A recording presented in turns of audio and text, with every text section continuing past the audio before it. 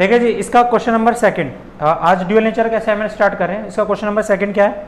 Name the phenomena which illustrate the particle nature of the light. तो answer है dual nature. Dual nature में हमें ये बात पता चलती है कि लाइट अपना जो पार्टिकल नेचर है किस केस में एग्जिस्ट करता है। तो आंसर है फोटो इलेक्ट्रिक इफेक्ट में।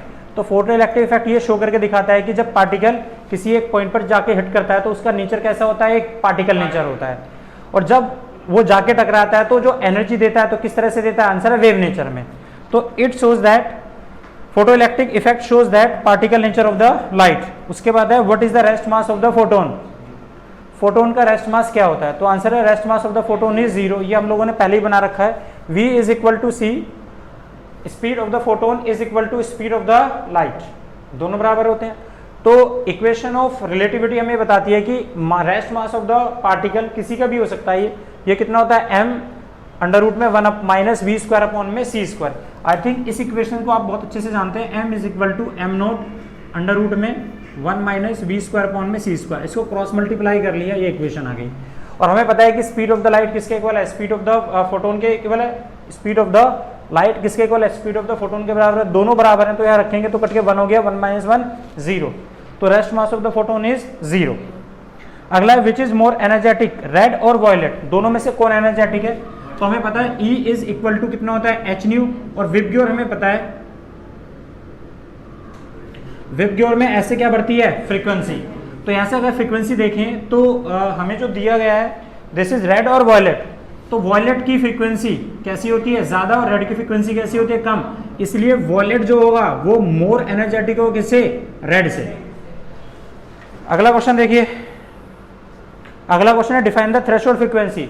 तो लाइट की वो मिनिमम फ्रीक्वेंसी जो किसी भी एक मेटल सरफेस से इलेक्ट्रॉन को निकाल दे, तो लाइट की वो मिनिमम फ्रीक्वेंसी क्या कहलाती है, थ्रेशोल्ड फ्रीक्वेंसी। क्या ये डिपेंड करती है नेचर ऑफ इमिटर पे, नेचर ऑफ मटेरियल पे? आंसर है यस, ये नेचर ऑफ मटेरियल पर डिपेंड करती है। जैसे जैसे एक मेटल का वर्क फंक्शन बढ़ता चला जाएगा, लाइट की इलेक्ट्रॉन को निकालने के लिए एनर्जी बढ़ेगी। और लाइट की एनर्जी को हम किससे बढ़ा सकते हैं, आंसर है E is equal to h nu. तो अगर मैं अगर मेटल का वर्क फंक्शन बढ़ेगा एच न्यू नोट, अगर वर्क फंक्शन बढ़ेगा तो मुझे लाइट की एनर्जी बढ़ानी पड़ेगी, और एनर्जी बढ़ाने के लिए मुझे क्या बढ़ाना पड़ेगा, लाइट की फ्रीक्वेंसी। इसका मतलब हमारी थ्रेशोल्ड फ्रीक्वेंसी, हमारी जो इस मेटल के लिए हमारी जो थ्रेशोल्ड फ्रीक्वेंसी थी वो क्या होगी, इंक्रीज हो जाएगी। भाई ये बढ़ गया। अगर पहले वर्क फंक्शन 10 जूल का था तो थ्रेशोल्ड फ्रीक्वेंसी कम होगी। अब हमने क्या करा, लाइट के इसका वर्क फंक्शन बढ़ा दिया, बढ़ा के 20 कर दिया। तो लाइट को कितनी फ्रीक्वेंसी देनी पड़ेगी, मिनिमम 20। अरे इसकी एनर्जी 20 बनाने के लिए लाइट की फ्रीक्वेंसी भी तो बढ़ानी पड़ेगी। What does it mean by, इसका मतलब हमारी जो इस मेटल की जो थ्रेशोल्ड फ्रीक्वेंसी होगी वो भी क्या होगी, इंक्रीज हो जाएगी। और ऐसे भी देख सकते हो, डब्ल्यू नोट इंक्रीज होगा तो क्या नोट होगा, न्यू नोट इंक्रीज होगा। अगला क्वेश्चन है इसमें, तो याद हो गया ना बेटे, तो थ्रेशोल्ड फ्रीक्वेंसी तो आपको पता ही था। Does it depend upon the nature of emitter, emitter मतलब जो निकालता है, तो आंसर है yes, it depend upon the nature of emitter. अगला है why are the alkali metal suited for the photo sensitive metal. भाई हम एल्कली मेटल को ज़्यादा प्रेफर क्यों करते हैं फोटो इलेक्ट्रिक इफेक्ट्स के अंदर? आंसर है इसलिए क्योंकि इनका वर्क फंक्शन कैसा होता है, कम होता है।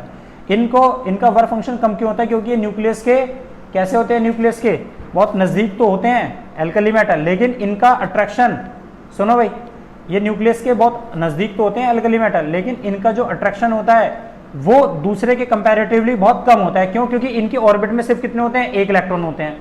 कितने होते हैं, आउटर मोस्ट ऑर्बिट में 1 इलेक्ट्रॉन होता है। तो 1 इलेक्ट्रॉन पर अगर इसमें 2 इलेक्ट्रॉन हो, 3 इलेक्ट्रॉन हो, 4 इलेक्ट्रॉन हो, तो उनके ऊपर अट्रैक्शन कैसा रहता है, ज़्यादा। इस पे कम, कैसा अट्रैक्शन कैसा रहेगा, कम।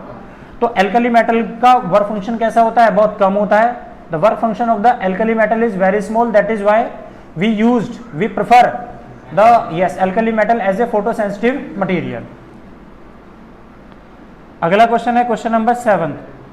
देखिए क्वेश्चन नंबर 7, इसने बोला बेटे a source of light is placed at a distance 50 centimetre from a photo sensitive cell and the cutoff potential is found to be V naught. If the distance between the light source and the photo cells is made up 25 centimeter, what will be the new cutoff potential? Justify your answer. देखो जी, एक छोटा सा question है, question number 7।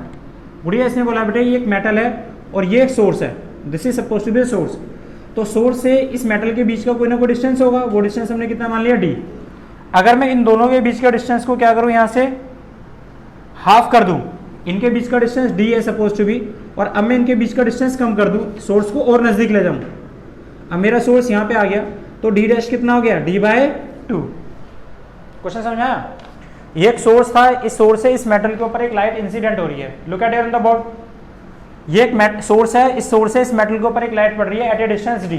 अगर मैं इन दोनों के बीच के डिस्टेंस को हाफ कर दूं तो लाइट की इंटेंसिटी पे क्या फर्क पड़ेगा? तो आंसर है लाइट की जो इंटेंसिटी है वो इनवर्सली प्रोपोर्शनल डिस्टेंस के स्क्वायर की होती है।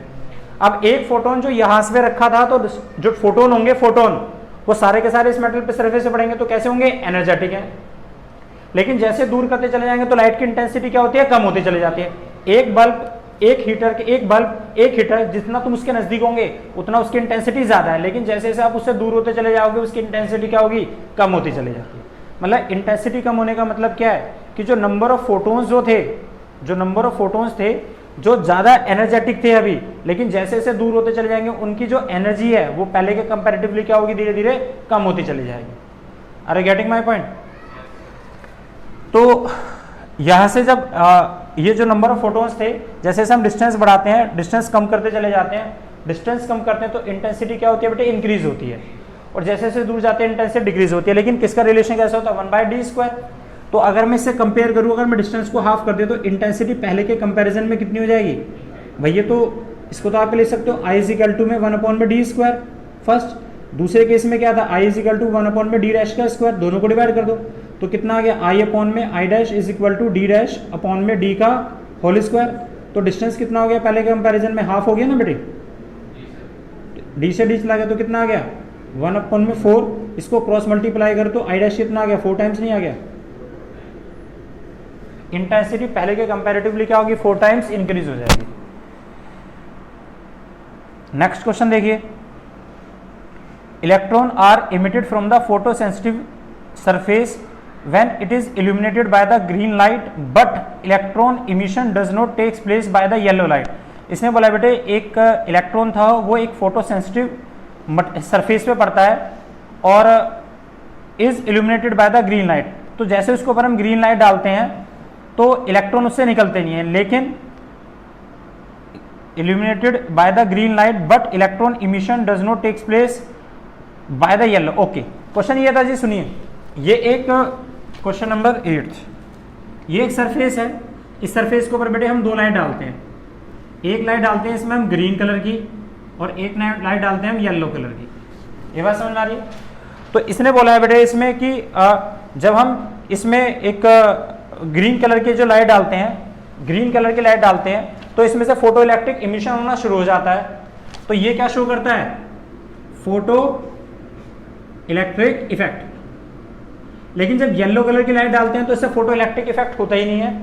तो आपको इसमें बताना है, will the electron be emitted when the light of the wavelength red और ब्लू। अगर हम इन दोनों सरफेस पे, इसी सरफेस पे एक रेड कलर की लाइट डालें और एक ब्लू की, तो इन दोनों में से किस में से फोटो इलेक्ट्रिक इमिशन होगा? तो आपको पता है कि इस डायरेक्शन में अगर हम बढ़ते हैं, विबग्योर था ना, विबग्योर, अरे जब एक बार बताओ येलो से नहीं निकल रहे और ग्रीन से निकल जा रहे हैं, इसका मतलब लाइट की जो एनर्जी होगी, लाइट की फ्रीक्वेंसी किससे ज्यादा होनी चाहिए, थ्रेशोल्ड फ्रीक्वेंसी के इक्वल होगी, तभी तो इलेक्ट्रॉन निकलेंगे। तो इसका मतलब जो ग्रीन था, ग्रीन की जो फ्रीक्वेंसी थी, ग्रीन की वो मिनिमम फ्रीक्वेंसी जो मेटल से इलेक्ट्रॉन को निकाल दे वो क्या है, थ्रेशोल्ड फ्रीक्वेंसी। अगर ये निकाल रही है तो मुझे इससे इलेक्ट्रॉन को निकालने के लिए फ्रीक्वेंसी कैसी चाहिए होगी, थोड़ी ज्यादा। तो आप देखते हो बेटे इसमें से गुड़िया जो ब्लू कलर है, ब्लू कलर, उसकी फ्रीक्वेंसी कैसी है, इससे ज्यादा है ना।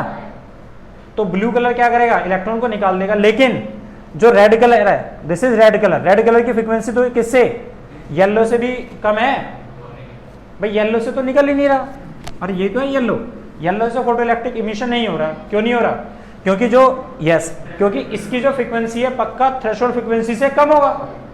लेकिन ग्रीन से क्या हो रहा है, क्योंकि ग्रीन की जो फ्रीक्वेंसी है वो थ्रेशोल्ड फ्रीक्वेंसी के इक्वल होगी, तो इलेक्ट्रॉन तो इमिशन तो होगा ना। लेकिन अगर मैं इसमें ब्लू कलर डालूं तो फोटो इलेक्ट्रिक इमिशन होगा? हाँ होगा, बिल्कुल होगा। अच्छा, लेकिन अगर रेड डालूं तो होगा नहीं होगा? आंसर है नहीं होगा, क्योंकि येलो से कम किसकी फ्रीक्वेंसी है, रेड की। तो जब येलो ही नहीं कर रहा तो रेड कहां से कर देगा? तो there is no photo electric emission. तो इसका मतलब red show red don't show photo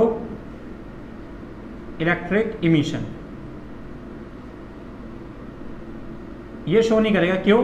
क्योंकि न्यू रेड का जो है वो लेस देन किससे है? न्यू नोट से। बट न्यू ब्लू वो ग्रेटर है किससे? न्यू नोट से। नहीं है बेटे समझ में? अगला, if the intensity of the, जो आप लोगों ने पढ़ाया ना बेटे वही सारे कंसेप्ट है, इसमें कुछ अलग सा ऐसा नहीं है।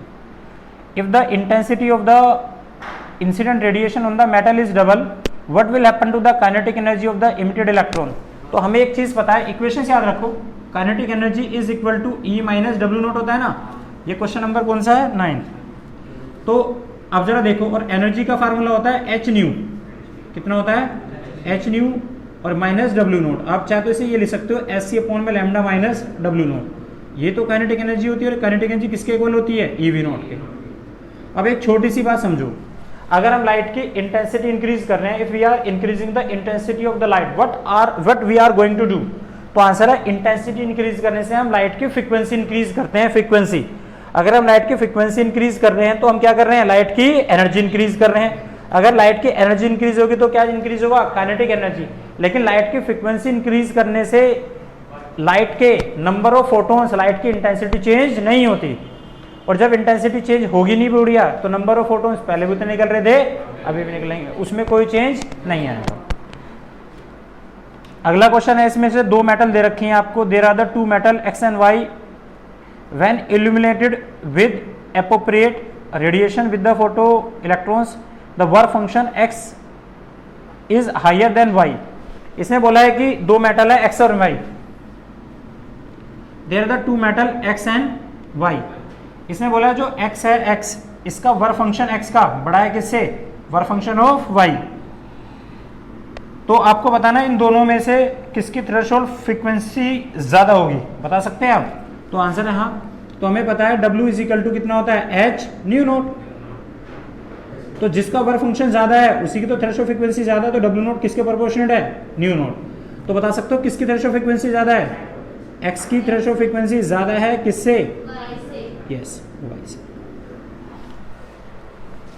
एक क्वेश्चन बताओगे इसमें से किसकी काइनेटिक एनर्जी ज्यादा होगी इलेक्ट्रॉन की? है y की। क्यों?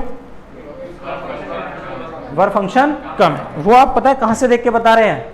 तो आंसर है इस इक्वेशन से देख के बता रहे हैं कि अगर नहीं है समझ, अगर वर्क फंक्शन मेरा बढ़ेगा तो माइनस करने वाली वैल्यू बढ़ रही है ना, तो काइनेटिक एनर्जी क्या होगी? कम होगी। जबकि लाइट की एनर्जी तो पहले भी उतनी थी, अभी भी उतनी। अगला क्वेश्चन सुनिए, नहीं है बेटे समझ में? अगला क्वेश्चन है, ultraviolet light is incident on the two photo sensitive material having the work function W1 and W2। ये एक अल्ट्रावायलेट रेडिएशन है, दो मेटल पे पड़ रही है। एक मेटल का वर्क फंक्शन W1 है, एक का W2, और W2 ज्यादा है W1 से।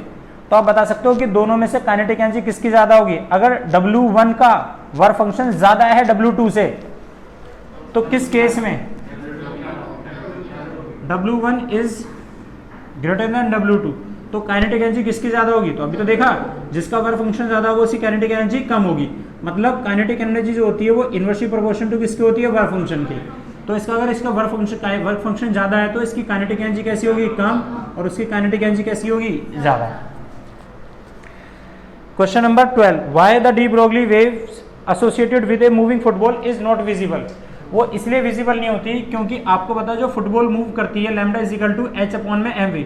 फुटबॉल का मास कैसा होता है? बहुत ज्यादा होता है। जब मास बहुत ज्यादा होता है तो लैम्डा कैसा बनता है? Is very very small, very very small. और जब ये वेरी वेरी स्मॉल बनता है तो इट इज नॉट अपीयर, ये अपीयर हो ही नहीं पाता। नहीं बेटे समझ में? ये ह्यूमन आई की जो अप्रोच है उससे कैसा होता है? बहुत ही ज्यादा छोटा होता है। जहां तक ह्यूमन आई हम इसे ऑब्जर्व कर पाते हैं मैनुअली या किसी डिवाइस के थ्रू, दोनों में से किसी से भी अगर हम इसको मेजर करने की कोशिश करते हैं, देखने की कोशिश करते हैं, दोनों से दिखाई नहीं देती बेटे, ऑब्जर्व ही नहीं हो पाती।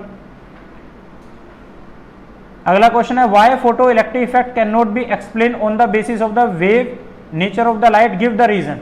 अब जरा ध्यान से सुनिए भाई साहब, इसको आपको नोट डाउन करके रखना है, मैं एक एक करके सारे इसके बारे में बताता जा रहा हूं। सबसे पहला बेटे कि failure, this questions is since in your examination in terms of why the wave theory is failed to explain the photoelectric effect। Wave theory जो थी ना बेटे वो फोटोइलेक्ट्रिक इफेक्ट को समझाने में क्या थी, फेलियर है, या wave nature, why the wave nature is failure over the photoelectric effect. देखिए जी अब सुनिए इसके बारे में। नंबर फर्स्ट, पहली बात बेटे जो वेव थ्योरी थी ना उसका फेलियर के चांसेस क्यों फेलियर हुआ, उसका सबसे पहला कारण सुनिए। वेव थ्योरी ये कहती थी कि भाई देखिए अगर आपको लाइट की अगर मुझे एनर्जी बढ़ानी है, अगर if we wish to increase the energy of the light, तो अगर हमें लाइट की एनर्जी बढ़ानी है तो हमारे पास क्या तरीका, what the method we have. तो उनका ये कहना था अगर हमें लाइट की एनर्जी बढ़ानी है तो क्या करेंगे हम, लाइट की इंटेंसिटी बढ़ा दो। अगर एक 100 वोट का बल्ब है तो उसकी एनर्जी कम होगी, 200 वाट की एनर्जी ज्यादा होगी और 1000 वोट की एनर्जी बहुत ज्यादा होगी। तो वेव थ्योरी का ये कहना था कि अगर मुझे लाइट की एनर्जी बढ़ानी है तो एनर्जी बढ़ाने के लिए हम क्या करेंगे, एम्पलीट्यूड बढ़ा देंगे, और एम्पलीट्यूड बढ़ेगा तो क्या बढ़ेगी, लाइट की intensity. Intensity is directly proportional to amplitude square and amplitude a square is directly proportional to energy. तो हमने देखा, तो उसका ये मानना था कि अगर हमें लाइट की इंटेंसिटी अगर हम बढ़ा दें तो इंटेंसिटी बढ़ाने से लाइट की एनर्जी बढ़ जाएगी। 100 वोट के बल्ब की एनर्जी कम होती है और 1000 वोट के बल्ब की एनर्जी ज्यादा होती है, और उसमें हमने क्या करा, इंटेंसिटी इंक्रीज करी। लेकिन फोटो इलेक्ट्रिक थ्योरी ने या मॉडर्न थ्योरी ने इस चीज को बिल्कुल गलत साबित किया। उनका यह कहना था कि अगर हमें लाइट की एनर्जी बढ़ानी है तो एनर्जी बढ़ाने के नाम पर हमें क्या बढ़ाना पड़ता है, लाइट की फ्रीक्वेंसी चेंज करनी पड़ती है। अगर हम लाइट की फ्रीक्वेंसी चेंज करेंगे तो क्या चेंज होगी, लाइट की एनर्जी चेंज होगी। लेकिन लाइट की इंटेंसिटी, हाँ जी, लाइट की इंटेंसिटी अगर हम बढ़ा रहे हैं तो उसके नंबर ऑफ फोटॉन्स तो बढ़ेंगे, लेकिन हर फोटॉन्स की एनर्जी, अगर वो सेम कलर की लाइट पड़ रही है तो इसका मतलब हर फोटोन की एनर्जी पहले भी उतनी थी अभी भी उतनी है। अगर मैं आपसे कहता हूं कि आपके पास 60 वोट का रेड है और 100 वोट का रेड है तो दोनों में से कौन मोर एनर्जेटिक है, तो आंसर है दोनों बराबर है, क्योंकि दोनों की फ्रीक्वेंसी सेम है, दोनों का कलर सेम है, कलर सेम होने से दोनों की फ्रीक्वेंसी सेम है, फ्रीक्वेंसी सेम है तो दोनों की एनर्जी भी सेम होगी, लेकिन दोनों में नंबर ऑफ फोटोन्स अलग अलग है। तो फोटोन्स की क्वांटिटी तो अलग अलग है दोनों में, जिसकी इंटेंसिटी ज्यादा होगी उसके नंबर ऑफ फोटोन ज्यादा होंगे बेटे, लेकिन दोनों में हर फोटोन की एनर्जी बराबर होगी। तो पहला फेलियर याद हो गया ना भाई। पहला फेलियर क्या कहता है इसमें, I can write number 13,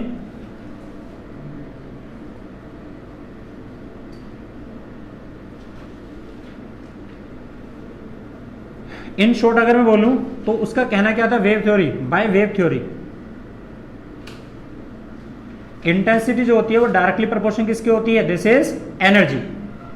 intensity बढ़ाते जाइए एनर्जी बढ़ जाएगी। बट मॉडर्न थ्योरी क्या कहती है, मॉडर्न थ्योरी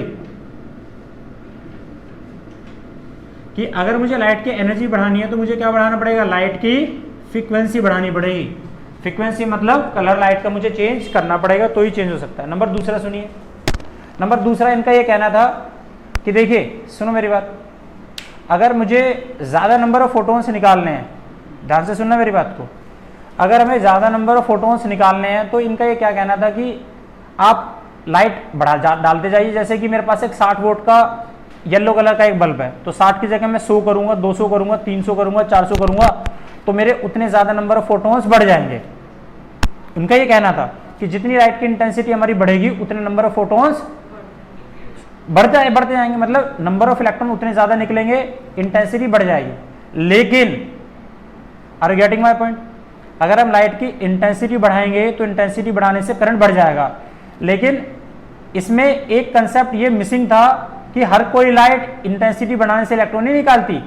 जब तक कि हर फोटोन की एनर्जी जब तक वर्क फंक्शन से ज्यादा होगी नहीं तब तक वो इलेक्ट्रॉन नहीं निकाल सकता। इसका मतलब लाइट के पास वो मिनिमम फ्रीक्वेंसी होनी चाहिए जिससे कि वो मेटल के इलेक्ट्रॉन को निकाले। उसके निकालने के बाद जैसे जैसे आप लाइट की इंटेंसिटी को इंक्रीज करोगे then after number of photons बढ़ेंगे, नंबर ऑफ फोटोन बढ़ेंगे तो नंबर ऑफ इलेक्ट्रॉन भी ज्यादा निकलेंगे। इनका ये कहना था कि मैं कोई कलर से इनका कोई रिलेशन नहीं था, आप रेड डालो, येलो डालो, कोई भी डालो, आप 100 वोट का डालते जा रहे हो, डालिए 100 वोट का कम इलेक्ट्रॉन निकालता है और 200 वोट का ज्यादा निकालेगा, 300 वोट का और ज्यादा निकालेगा, चाहे इसका कलर कोई भी हो। लेकिन ऐसा नहीं देखा प्रैक्टिकली में। अगर मैंने देखा है कि मैंने रेड डाला, रेड का मैं फोटो नंबर ऑफ फोटोन्स बढ़ाता हुआ जा रहा हूँ, फोटोन्स बढ़ा रहा हूँ, मैंने देखा इलेक्ट्रॉन ही निकले। बात समझ में आई? रेड कलर का मैंने एक बल्ब लिया और इस पर मैं कंटिन्यू इंटेंसिटी बढ़ा रहा हूं, लेकिन बल्ब इलेक्ट्रॉन तो नहीं निकले। लेकिन मैं रेड की जगह अगर ब्लू लेता हूं तो मैं उस लाइट की इंटेंसिटी बढ़ा रहा हूं, इलेक्ट्रॉन बढ़ते जा रहे हैं। और जबकि मैं दोनों का, वो भी 60 वोल्ट से 100 किया, 60 से 100 किया रेड, और 100 से 200 किया, 200 से 1000 किया। और एग्जैक्टली ऐसे ही मैंने क्या करा, ब्लू भी करा, 60 से 100 किया, 100 से 200 किया, 200 से 1000 किया। लेकिन मैं क्या देखता हूं कि जो ब्लू कलर था उसमें इंटेंसिटी भी बढ़ा रहा हूं और नंबर ऑफ इलेक्ट्रॉन भी ज्यादा निकल रहे, करंट भी ज्यादा बन रहा है। लेकिन रेड कलर में ऐसा नहीं हुआ। क्यों?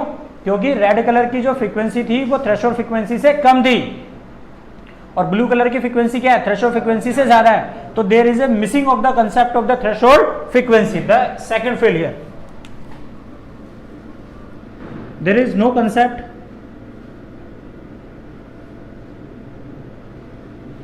in about the threshold frequency।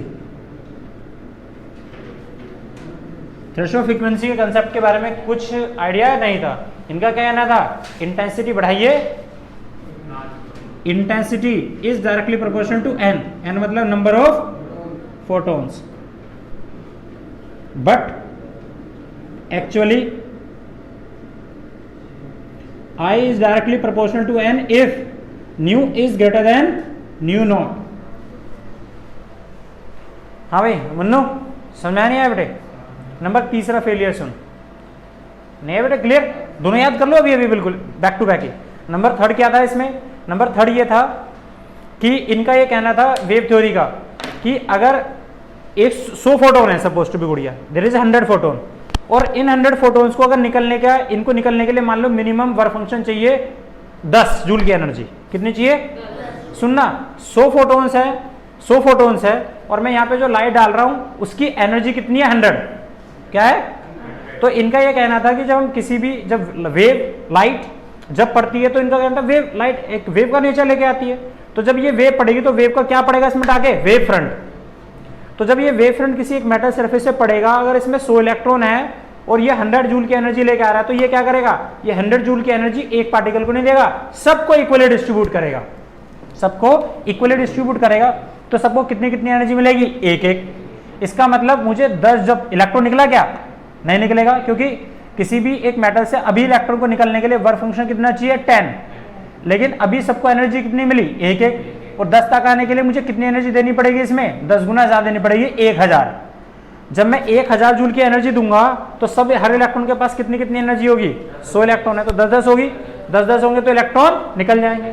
तो वेव थ्योरी का कहना यह था कि जब लाइट पड़ेगी तो ये लाइट यूनिफॉर्मली डिस्ट्रीब्यूट होगी, किसमें? अलोंग द एवरी इलेक्ट्रॉन्स, जितने भी इलेक्ट्रॉन होंगे पूरी सरफेस पे इक्वली डिस्ट्रीब्यूट होगी, और ये इलेक्ट्रॉन एक एक करके नहीं निकलेंगे, निकलेंगे तो सारे एक साथ निकलेंगे। ये वेव थ्योरी का कहना था। लेकिन this there is a failure, ऐसा नहीं था, क्योंकि हम लोगों ने अभी पढ़ा था, अगर आपको थोड़ा सा याद हो तो हमने आइंस्टाइन की इक्वेशंस पढ़ी थी, उसमें हमने देखा था कि जो ये इलेक्ट्रॉन जब एक, या हमने फोटो इलेक्ट्रिक इफेक्ट्स के लॉस पढ़े थे, तो law of photo electric effect में हम लोगों ने पढ़ा कि जैसे ही एक इलेक्ट्रॉन पड़ता है, हिट करता है, किसी भी फोटोन जैसे हिट करता है एक इलेक्ट्रॉन पे, तो वो इलेक्ट्रॉन को क्विक निकाल देता है, दिस इज इंस्टेंटेनियस प्रोसेस। तो इसका मतलब जो फोटोन जैसा पड़ेगा, अगर ये सारे के सारे फोटोन जो पड़ेंगे, फोटोन चलता कैसे? गोली की तरह चलता है। तो जब वो गोली की तरह चलेगा तो जो फोटोन जिस पार्टिकल से जाकर टकराएगा उसी को एनर्जी देगा, उसी को निकालने के लिए जिम्मेदार है। तो अगर ये फोटोन पड़ रहा है, इसके पास एनर्जी 100 की है, कितनी? और ये एक इलेक्ट्रॉन पे जाके पड़ रहा है, तो ये क्या करेगा? उसी इलेक्ट्रॉन को निकालेगा और किसी से कोई मतलब नहीं है। तो इसका मतलब यहां पर क्या एनर्जी सबको बराबर डिस्ट्रीब्यूट हुई? नहीं, यहां पर तो एक फोटोन एक अपनी एनर्जी लेके चलता है, और वो किसको निकालने के लिए जिम्मेदार है? एक इलेक्ट्रॉन को। तो दूसरे पे फोटोन, दूसरे मेटल के सरफेस पे फोटोन अगर नहीं पड़ा तो वो इलेक्ट्रॉन ही निकलेगा। Are you getting my point? तो इसका मतलब ये ऐसा नहीं है कि जैसे मैंने तुम्हें 100 रुपए दिए और तुम 10 बैठे हो या 20 बैठे हो, तुमने क्या कहा? अरे 100 रुपए दिए हैं, अरे यार 5-5 रुपए बांट लेते हैं, 20 हो, ठीक है, बांट लिए तुमने। अच्छा, यहां ऐसा नहीं है। ये क्या कहता था? Wave theory. अरे चाट पकौड़ी खानी है, चाट पकौड़ी 10 रुपए की आ रही है, ठीक है, और मैंने तुम्हें 20 रुपए दिए या 100 रुपए दिए, तो तुमने क्या करा? 5-5 पहले बांट लिए। अच्छा, कोई चाट पकौड़ी खाने नहीं गया? सुन, हाँ, अच्छा 10 रुपए प्लेट है ना, है 10 रुपए प्लेट, और तुम 20 जन हो। सुनना मेरी बात जरा ध्यान से, 10 रुपए प्लेट है और मैंने तुम्हें 100 रुपए दिए, 100 रुपए दिए, लेकिन तुम में से एक बंदे ने भी चाट पकौड़ी नहीं खा पाए, क्यों? कि तुम पे अभी पैसे कितने हैं सब पे? 5-5 रुपए। अच्छा, जब मैं अगले और दूंगा 100 रुपए, तब जाकर तुम चाट पकौड़ी खाओगे तो सारे एक साथ खाओगे। ये कहना किसका था? वेब थ्योरी का कहना था। नहीं है समझ में? एक साथ होंगे तो सारे एक साथ। लेकिन हमारी जो मॉडर्न थ्योरी थी वो क्या कहती थी? ऐसा नहीं है भाई, अरे ये फोटोन, अगर 100 फोटोन के एक फोटोन के पास 100 की एनर्जी है तो वो एक इलेक्ट्रॉन को देगा वो एनर्जी और उसको निकाल लेगा बाहर।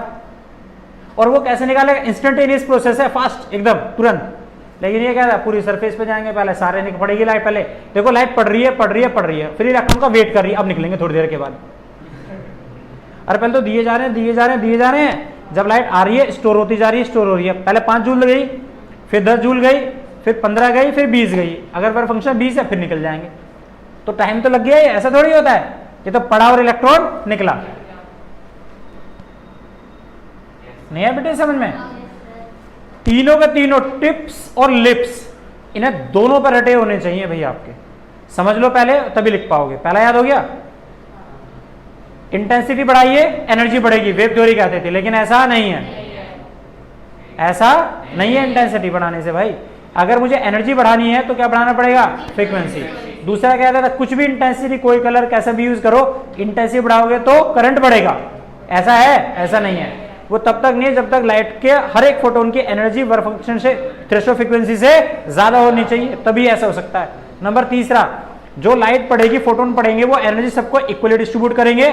जब तक इन सब पार्टिकल का वर्क फंक्शन मिलके, सब पार्टिकल के इलेक्ट्रॉन की एनर्जी वर्क फंक्शन के इक्वल ना हो जाए, तब तक वो इलेक्ट्रॉन बाहर नहीं निकलेंगे।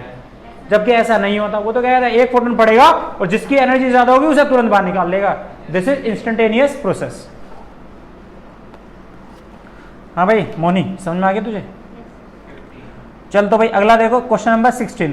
आपको ये शो करना है डी ब्रोगली वेवलेंथ कितनी होती है? Lambda is equal to h upon में √2 के EM। ये हम लोगों ने प्रूफ कर लिया था कल, डी ब्रोगली वेवलेंथ। ठीक है, अगला देखो, हमने कल बनाया था de Broglie wavelength for the electron. Lambda is equal to में lambda is equal to 12.23 angstrom upon में √V0। ठीक है, अगला क्वेश्चन नंबर 18 देखिए। तो क्वेश्चन नंबर 18 में क्या कहता है? तो बेटे क्वेश्चन नंबर 18 में ये कहता है कि एक लाइट है, उसकी वेवलेंथ। मैं कुछ फॉर्मूला लिख रहा हूं, पहले आपको बैक टू बैक याद करेंगे। लाइट की एनर्जी का फार्मूला होता है h nu is equal to hc upon में लैम्डा। अब ये यूज होंगे बेटे, नंबर फर्स्ट। नंबर दूसरा होता है de Broglie wavelength. This is lambda is equal to h upon में p, h अपॉन में mv इज इक्वल टू √ में h अपॉन में 2 दिस इज डी ब्रोगली। नंबर तीसरा, kinetic energy is equal to E minus W naught is equal to h nu minus nu naught is equal to SC lambda 1 upon में lambda minus 1 upon में lambda naught. और एक किसके equal होता है? EV not के। ये Einstein की इक्वेशन थी बेटे, आइंस्टाइन फोटो इलेक्ट्रिक इक्वेशन। चले भाई, और एक पावर का फार्मूला शायद हम सबको याद है, इंटेंसिटी का। इंटेंसिटी क्या होता है? Power per unit area. और पावर क्या होता है? Number of photons per unit time. और ये एनर्जी भी हमें पता है कितनी होती है, वो हमने लिख दिया ऊपर, h न्यू।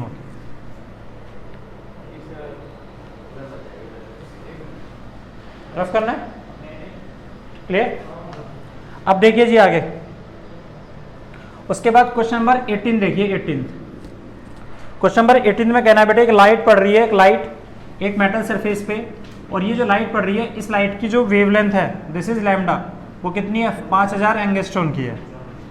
और वो एक मेटल पे पड़ रही है जिस मेटल का वर्क फंक्शन कितना है? 1.9 इलेक्ट्रॉन वोल्ट का है।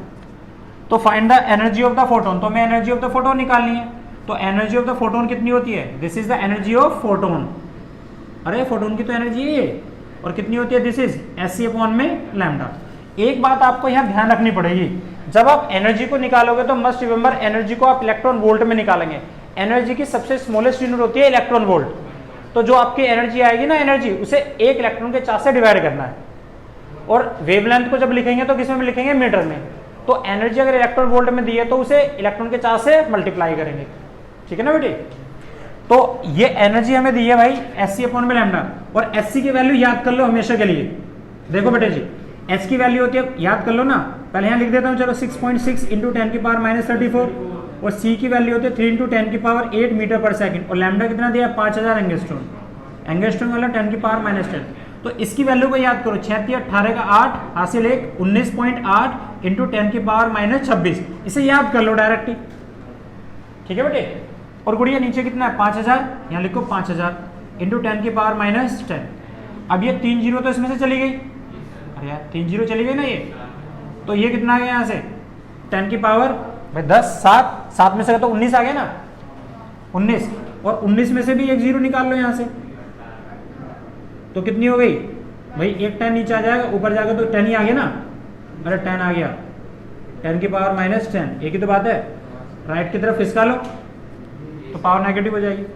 19 आ गया, सॉरी कितना आ गया, हाँ 19 ही तो, ये तो आ गई पावर, अरे इससे पावर चली गई तो कितना आ गया, दिस इज 7 आ गई ना, अरे 7 ही तो आई थी, और 7 को हटेगा तो कितना हो गया यहाँ से पावर माइनस 19। क्लियर हो गई बात, इतनी कितनी थी, इतनी एंगस्ट्रॉन। और सुन अभी तुझे क्या करना है, इलेक्ट्रॉन वोल्ट में भी कन्वर्ट करना है, 10 की पावर माइनस 19, 19 से 19 गया भाई, इसको उठा के एक जीरो यहाँ उठा दे तो कितना आ गया 190, और 16 पंजे 80, जीरो से जीरो काट लो, निकाल लेना answer. Question number 19, question number 19 बोला है work function of the caesium. Caesium एक मेटल है, उसका वर्क फंक्शन दिया हुआ है 2.14 इलेक्ट्रॉन वोल्ट, ये होगा इसका कोई वर्क फंक्शन सीजियम का। उन्हें बोला थ्रेशोल्ड फ्रीक्वेंसी निकालो किसकी, सीजियम की। तो हमें पता है वर्क फंक्शन का फार्मूला भी W naught is equal to H nu naught, और न्यू नोट क्या है थ्रेशोल्ड फ्रीक्वेंसी, और W क्या है वर्क फंक्शन। तो वर्क फंक्शन निकालने के बाद थ्रेशोल्ड फ्रीक्वेंसी निकालने का फार्मूला पता है, W is equal to H nu note.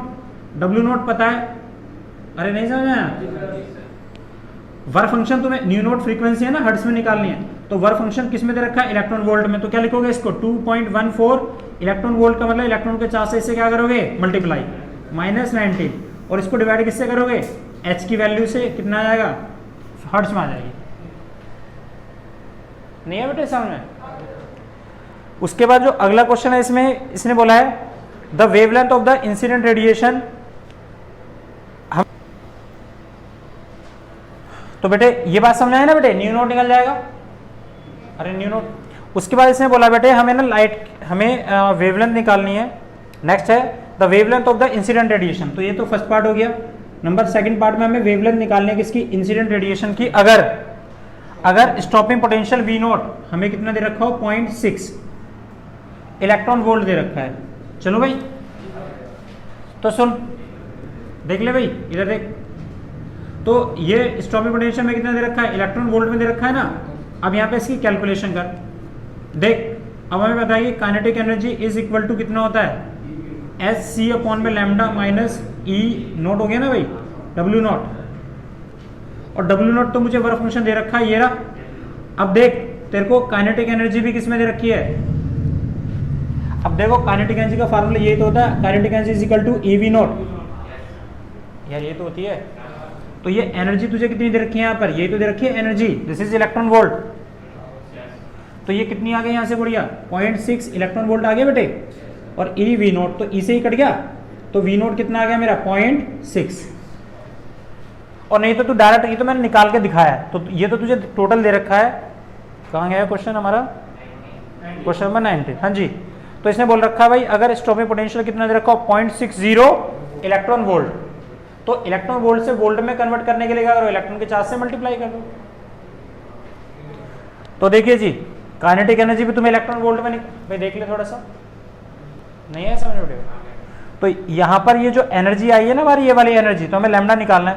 तो तू सोच इस काइनेटिक एनर्जी और वर्क फंक्शन को किस में कन्वर्ट करना पड़ेगा वोल्ट में, तभी तो निकालोगे। तो देख काइनेटिक एनर्जी का फार्मूला कितना हो गया, ईवी नोट होता है ना भाई,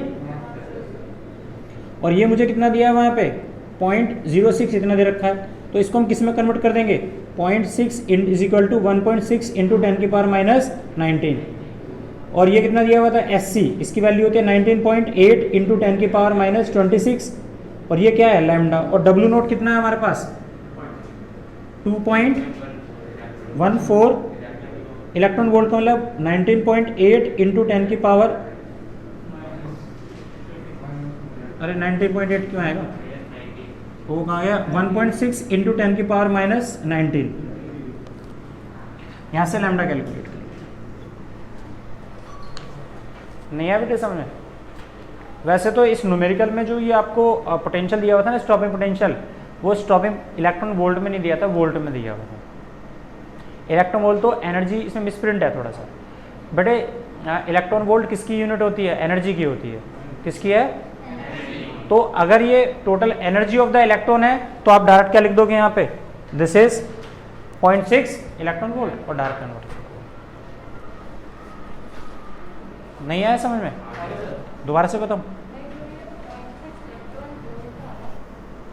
क्वेश्चन नंबर 20 में देखिए, इसने बोला if the frequency of the incident radiation on the metal is double, अगर हम लाइट की फ्रीक्वेंसी को डबल कर देते हैं बेटे, तो will the kinetic energy of the photo electron be double, तो क्या इलेक्ट्रॉन की काइनेटिक एनर्जी डबल हो जाएगी, आंसर है नो। क्योंकि जब हम कुछ लाइट किसी एक मेटल सरफेस पर डालते हैं तो लाइट में से कुछ एनर्जी वर्क फंक्शन में यूज हो जाती है, बची हुई एनर्जी क्या करती है, काइनेटिक एनर्जी में कन्वर्ट होती है। हाँ ये ट्रुथ है कि जैसे जैसे हम लाइट की एनर्जी बढ़ाएंगे, लाइट की फ्रीक्वेंसी बढ़ाएंगे, वैसे वैसे इलेक्ट्रॉन की काइनेटिक एनर्जी बढ़ेगी। लेकिन ऐसा नहीं है कि मैं लाइट की फ्रीक्वेंसी को डबल करूंगा तो जो इलेक्ट्रॉन निकल रहे हैं उनकी भी काइनेटिक एनर्जी डबल हो जाएगी, नहीं ऐसा नहीं है। क्योंकि कुछ अमाउंट ऑफ एनर्जी क्या होगी बेटे, यूज होगी किसमें, इलेक्ट्रॉन को निकालने में, that is work function, so the energy will be less. अगला क्वेश्चन देखिए, क्वेश्चन नंबर 21, क्वेश्चन नंबर 21 में देखिए जी, क्वेश्चन नंबर 21 में बोलता है एक पार्टिकल है, उसका मास m है, वो एट रेस्ट है और वो डिके हो जाता है, टूट जाता है दो पार्टिकल में जिसका मास m1 और m2 है, और उनका जो है नॉन जीरो वेलोसिटी, मतलब उनकी कुछ ना कुछ वेलोसिटी है। तो हमें रेशियो निकालना है डी ब्रोगली वेवलेंथ का इन दोनों पार्टिकल में। बहुत छोटा सा क्वेश्चन देखिए, ये बॉडी है, ये दो पार्टिकल में डिस्ट्रीब्यूट हो जाती है m1 और m2, इसकी कुछ वेलोसिटी होगी v1 और v2, और ये पार्टिकल किस में था, एट रेस्ट में था। तो हमें बताना है इन दोनों का डी ब्रोगली वेवलेंथ निकालनी है, इसकी λ1 मान लिया हमने, इसका λ2, लेकिन जब ये यहाँ जा रहा है तो इसका मोमेंटम भी होगा कितना, p1 is equal to m1 और v1, इसका मोमेंटम कितना होगा, p2 is equal to m2 और v2, ये तो होगा।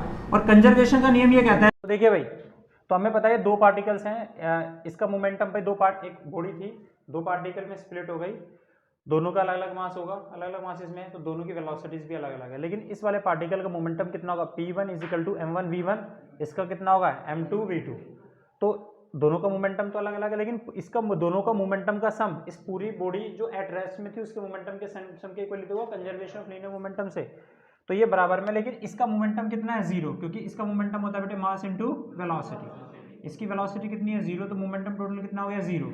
अगर जीरो हो गया तो p1 माइनस p2, तो लेकिन p1 माइनस नेगेटिव साइन क्या बता रहा है, मोमेंटम अपोजिट डायरेक्शन होगा, इसका मतलब एक इधर जाएगा तो एक इधर जाएगा।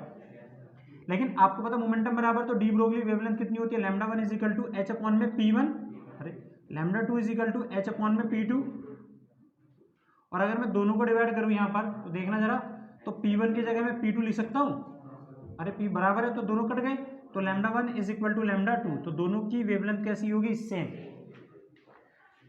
क्वेश्चन नंबर सुनो, क्वेश्चन नंबर 22, और बड़े ध्यान से सुनना 22 क्वेश्चन नंबर को। हाँ जी, इसने बोला है आइंस्टाइन की इक्वेशन को जरा देख रहे हो आप, आइंस्टाइन वाली इक्वेशन, ये वाली इक्वेशन को ध्यान से देखना आपको इसमें 4-5 क्वेश्चन समझ में आएंगे। देखिए, इसने बोला आइंस्टाइन की फोटो इलेक्ट्रिक इक्वेशन का ना यूज करके आपको ये एक्सप्लेन करना है linear dependence of the maximum kinetic energy of the emitted electron on the frequency of the incident radiation. जरा यहाँ पर गौर से देखिए कि अगर हम लाइट की फ्रीक्वेंसी को बढ़ाते चले जाते हैं तो जो इलेक्ट्रॉन निकल रहे हैं उनकी काइनेटिक एनर्जी पर डायरेक्टली बढ़ती चली जाती है। ये कैसे एक्सप्लेन करेंगे आप, इस इक्वेशन का यूज करके। तो देखिए यहाँ पे हमें एक बात पता है कि ये आइंस्टाइन की ये तो इक्वेशन है बेटे, दिस वन, इसको आप इन शॉर्ट चाहे तो ऐसे भी लिख सकते हो। देखिए यहाँ पर this is equation, question number यहाँ पर डालते हैं। देखिए जी, kinetic energy is equal to E minus W naught होता है, और ये कितना है गुड़िया, h nu minus W naught, और ये तो काइनेटिक एनर्जी है। अब वर्क फंक्शन तो मेटल का सेम है, लेकिन जैसे जैसे हम लाइट की फ्रीक्वेंसी बढ़ाते चले जाएंगे तो कौन बढ़ेगा, आंसर है काइनेटिक एनर्जी। तो इसका मतलब फ्रीक्वेंसी किसके डायरेक्टली प्रोपोर्शनल हो गई, काइनेटिक एनर्जी की होगी। अब number second, existence of the threshold frequency of the photon. तो आपको इसमें शो करना है कि जब तक थ्रेशोल्ड फ्रीक्वेंसी तक लाइट आएगी नहीं तब तक इलेक्ट्रॉन निकलेगा नहीं।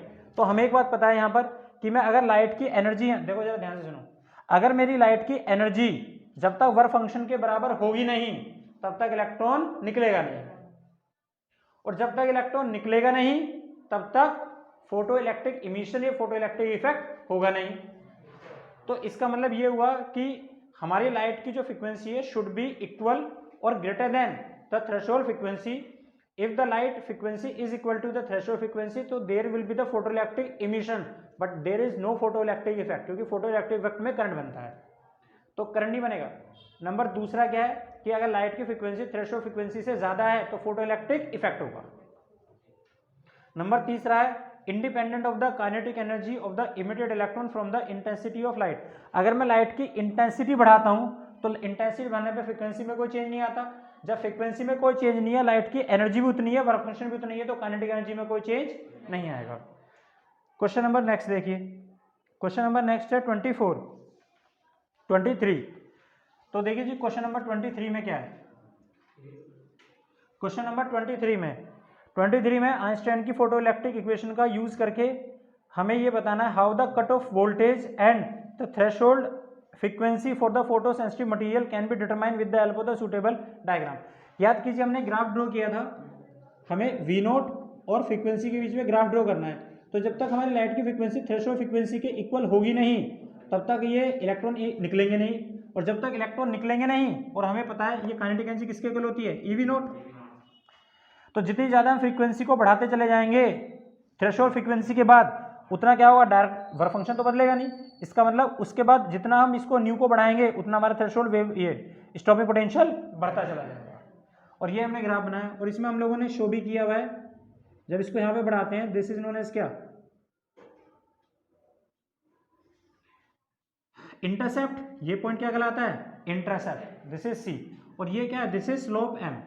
तो इस इक्वेशन को हम लोगों ने बना रखा है, kinetic energy is equal to कितना होता है, E माइनस W नोट, और काइनेटिक एनर्जी का फार्मूला होता है EV नोट, और ये कितना है H nu minus W naught. इस E को डिवाइड करो यहाँ पर, तो H न्यू अपॉन में कितना आ गया E, इसको इसके नीचे लिख दो ऐसे चाहे तो, H अपॉन में E into nu minus W naught upon में E। इसे इक्वेशन ऑफ स्ट्रेट लाइन से कंपेयर करो, इक्वेशन ऑफ, और इक्वेशन क्या होती है, y is equal to mx plus c। तो यहाँ पे इसे कंपेयर करो तो y कितना है V नोट और x कितना है अपना, दिस इज न्यू।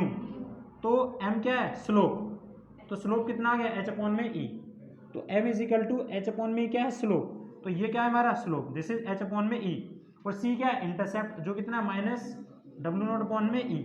ये तो intercept, this is minus w naught upon में e। अगला क्वेश्चन देखिए, क्वेश्चन नंबर 24 क्वेश्चन नंबर बहुत अच्छा सा है, छोटा सा।